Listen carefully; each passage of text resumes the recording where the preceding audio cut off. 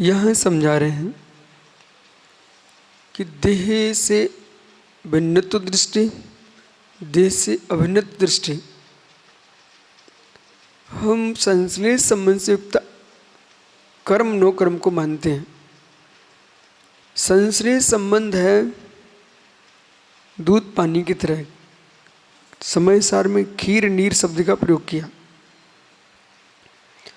तो क्षीर नीर जो न्याय है, यद्यपि क्षीर क्षीर है, नीर नीर है, फिर भी यदि मिश्रण हो चुका है तो नीर क्षीर को उठाएंगे तो दोनों एक साथ ही चलेंगे।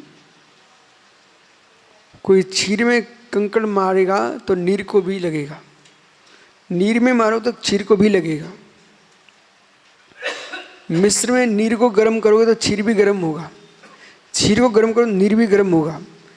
इस सिद्धांत पर ध्यान दो, सामान्य बात नहीं चल रही।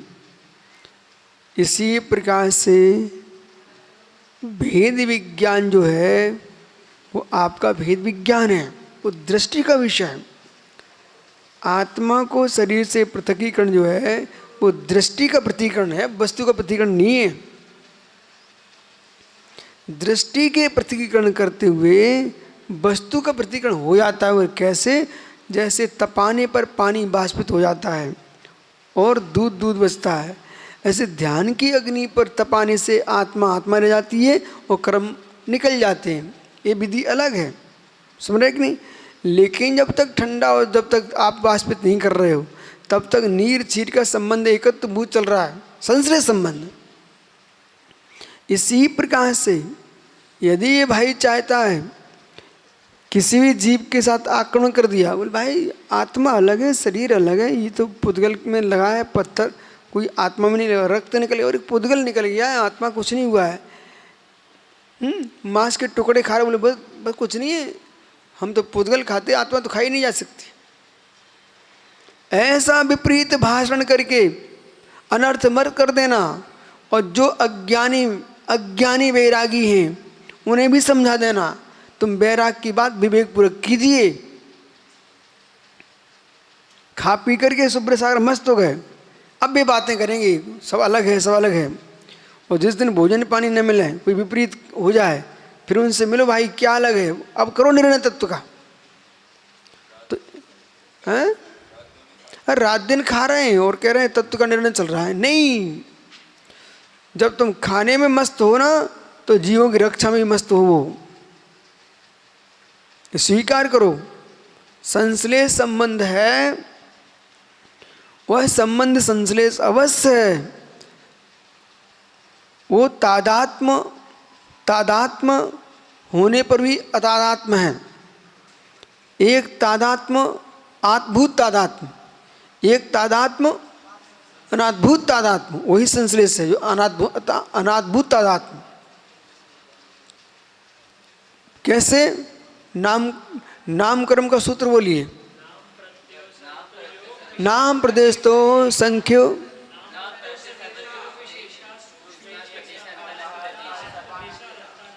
तो एक क्षेत्र अवगाह, तो एक क्षेत्र अवगाह तादात्म।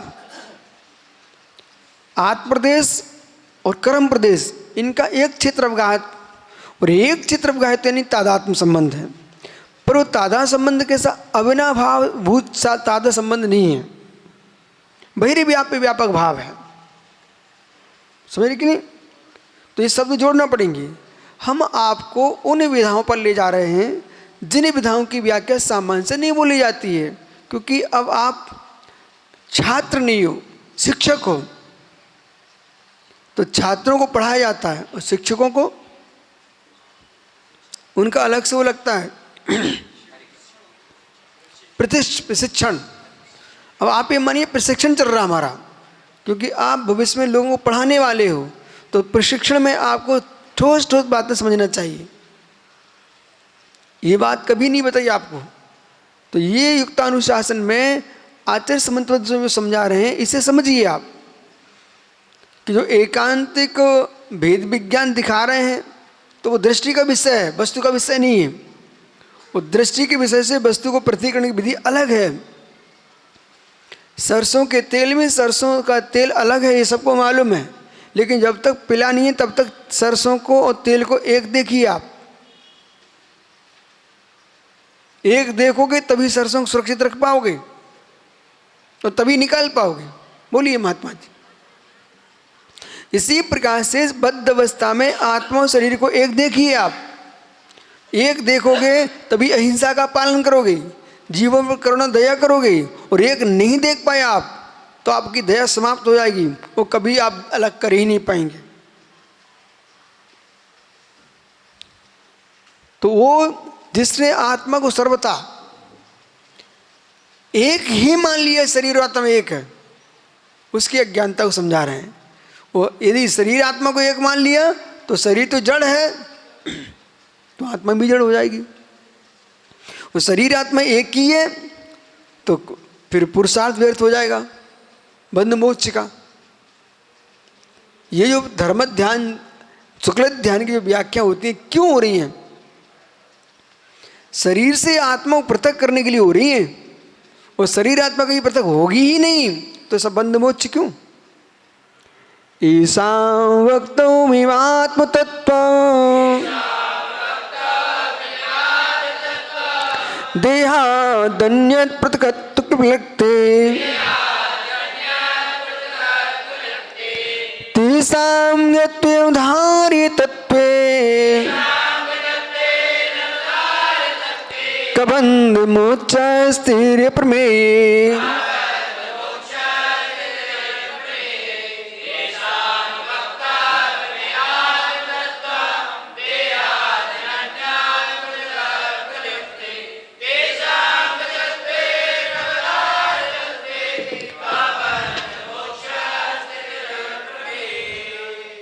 दोनों माताजियों को दे देने हैं ना, छोटी भाई। तो एक कह रहे हैं यहाँ पर ऐसाम वक्तव्य में आत्तत्वम देहानुतत्व पृथक्त्व प्रकल्पते तेषां ज्ञात्वे अनुधार्य तत्वे का बंध मोक्ष स्थिर प्रमेय। ऐसाम अवक्तव्य ये आत्तत्वम। इधर देखो मित्र, देहात अन्यत्व पृथक्त्व विकृतप्ते, तो देह से आत्मा पृथक्त्व नहीं है, अनन्यत्व है। यदि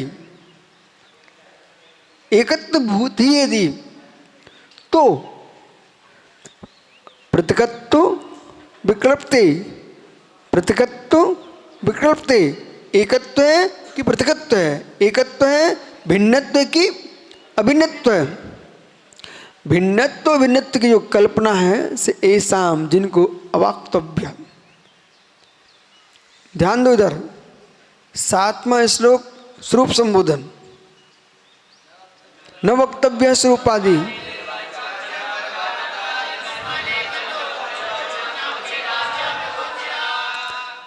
याद करते जाओ, समय पर सब समझ में आने लग जाएगा। करो कंठस्थ। अब यह हमने क्या किया, अवाच्य भंग बनाया। अब अवाच्य भंग पर ये क्या बोल रहे हैं यहाँ, ऐसम अवक्तम ये आत्तत्वम। यदि आत्तत्वम, आत्म तत्व जो है आत्मा है, वो देह शरीर से अन्यत्व प्रकृति भिन्नत्व भिन्नत्व जो है अवक्तव्यम, यदि अवक्तव्य भी है, कहा नहीं जा सकता। अवाच्य भंग एकांतिक है उनके यहाँ। तेसाम ज्ञात तत्व, ज्ञात तत्व, ज्ञात तत्व जानते हो, मात्र एक ही तत्व ज्ञात तत्व है। जो ज्ञाता है उसका नाम आत्मद्रव्य है। आत्मा का नाम क्या है? ज्ञात तत्व, ज्ञाता तत्व है, जानने वाला तत्व है। बाकी सब तत्व कैसे हैं? अज्ञात तत्व हैं, वो जानने वाले तत्व नहीं है। तो इसलिए ज्ञात तत्व अनुधार तत्व, जब स्वरूप अवधारित नहीं होने पर, जब उनके स्वरूप को जाना ही नहीं जा सकता, स्वरूप को धारण नहीं किया जा सकता, तो अप्रमेय, वो ज्ञान का विषय नहीं है। जब ज्ञान का विषय नहीं बनेंगे तो कब बंध मोक्ष स्थिति, बंध मोक्ष की स्थिति कैसे बनेगी? आ रहा है समझ में? जो ज्ञाता तत्व है वो आत्म तत्व है, वो आत्म तत्व है। यदि अप्रमेय हो गया, ज्ञान का विषय ही नहीं बनता, ज्ञाता ही नहीं है, ज्ञान का विषय ही नहीं है, अवाच्य एकांत है, देह आत्मा को एकत्वभूत मान लिया है, वो अवक्तव्य बोल दिया।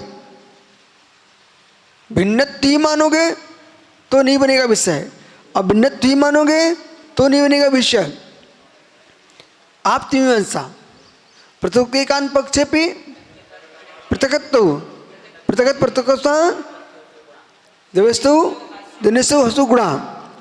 पृथकत्व ही मानोगे, पृथकत्व ही मानोगे तो पृथक एकांत पक्षे भी पृथकत पृथकत्वम, पृथक एकांत मानने पर पृथकत्व ही हो जाएगा। और जब पृथक ही हो जाएगा तो अभिन्नत्व नहीं होगा, अभिन्नत्व नहीं होगा तो वस्तु व्यवस्था कैसे बनेगी? अतिक्रियाकारत्व पृथक एकांत में नहीं बनता है तो अपृथक एकांत में भी नहीं बनता है। इसलिए वस्तु स्वरूप संबोधन श्लोक नंबर 4।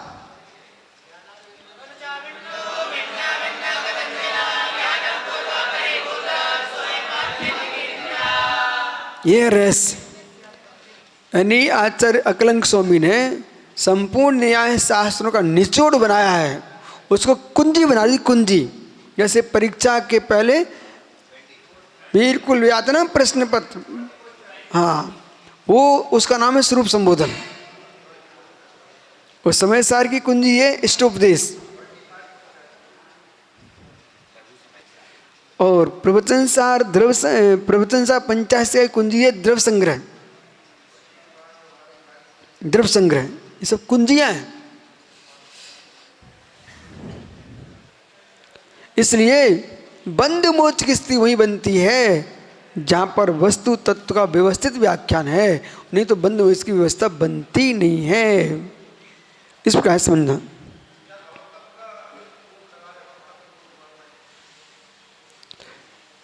अवक्तव्य आत्मा अभिन्न है, भिन्न है, एक कल्पना होने से अभिन्नत होता, भिन्नत दोनों किसी विकल्प में निर्दोष नहीं हो सकते। क्यों? जिन्होंने आ तत्व को सर्वथा अवक्तव्य मान लिया है, वचन के अगोचर मान लिया, अनवचनीय मान लिया है, उनके यहाँ मत में आ तत्व अवधार्य अज्ञेय तत्व हो गया, ज्ञेय तत्व नहीं बचा।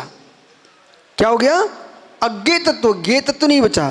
जो अज्ञेय तत्व हो गया तो प्रमेय नहीं हो रहता, अज्ञेय हो गया, ज्ञेय ही नहीं बचा, अज्ञेय हो गया तो प्रमेयत्व का अभाव हो गया। तो प्रमेयत्व का अभाव हो गया मतलब किसी ज्ञान का विषय नहीं बनेगा।